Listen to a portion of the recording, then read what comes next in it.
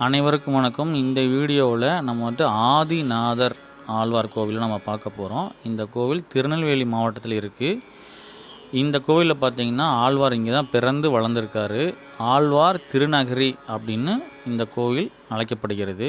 இந்த கோவில் பார்த்திங்கன்னா 5 நிலை ராஜகோபுரங்களை கொண்டது. 3 பிரகாரங்களை கொண்ட இத்திருத்தலம் இருக்குது.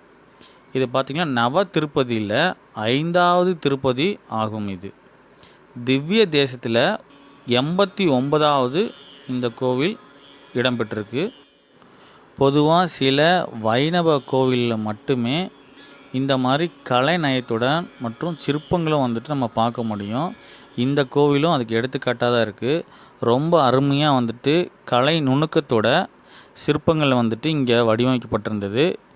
தூண்களும் கல் தூண்களும் பார்த்திங்கன்னா மிக நேர்த்தியாக வடிவமைக்கப்பட்டிருந்தது.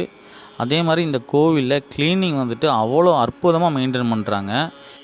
இத்திருத்தலம் பார்த்திங்கன்னா நவ திருத்தலங்களில் வியாழனுக்குரிய தலமாக இக்கோவில் விளங்குது. இங்கே பெருமாள் பார்த்திங்கன்னா சுயம்பு வடிவில் அருள் பாலிக்கிறார். முழுவருடைய பாதம் பூமிக்கு அடியில் இருப்பதாக இங்கே நம்பப்படுது. அது மட்டும் இல்லைங்க, வேறு எந்த கோவிலுக்கு இல்லாத சிறப்பு என்னென்னா 5100 வருடம் பழமையான இங்கே ஒரு புளிய மரம் உள்ளது. இந்த புளிய மரத்துக்கு அடியில் தான் நம்மாழ்வார் வீற்றிருந்தார் என்ற ஒரு வரலாறும் இங்கே இருக்குது. இந்த புளிய மரம் இக்கோவிலோடைய தல விருட்ச மரமாக விளங்குது.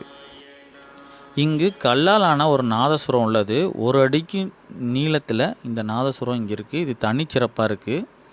இந்திரன் தாய் தந்தையரை மதிக்காமல் அவர்கள் விட்ட சாபத்தால் இந்திரன் இங்கே சாப விமோச்சனம் பெற்றதாக ஒரு ஐதீகம் இங்கே இருக்குது. நம்மளுடைய தாய் தந்தையரை மதிக்காமல் நம்ம இருந்தோம் அப்படின்னா அவங்க ஏதோ நமக்கு சாபம் கொடுத்துருந்தாங்க அப்படின்னா இந்த கோவிலுக்கு வந்தோன்னா சாப விமோச்சனம் நமக்கு கிடைக்கின்றது ஒரு ஐதீகம். இங்கே கல்லால் செதுக்கப்பட்ட பல தாளிகள் இங்கே நம்ம பார்க்கலாம்.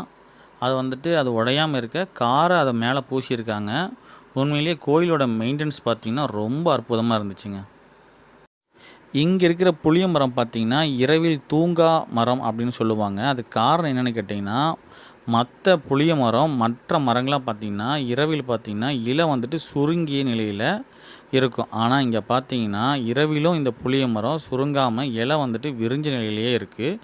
அதனாலேயே இது தூங்கா புளி அப்படின்ட்டு சொல்கிறாங்க. இதுக்கு பேர். நாங்கள் வந்திருந்தப்போ இந்த புளிய மரத்துக்கு பிறந்தநாள்னு சொன்னாங்க. அதற்குரிய அபிஷேகங்களும் ஆராதனைகளும் நடந்துகிட்டு இருந்துச்சு. நீங்கள் பார்க்குறதுக்கு இந்த புளிய மரம் பார்த்திங்கன்னா தனித்தனி பிரான்ச்சஸாக தான் தெரியும், தனித்தனி கிளையாக தான். அப்படி இல்லைங்க, இது ஒரே மரம் தான்.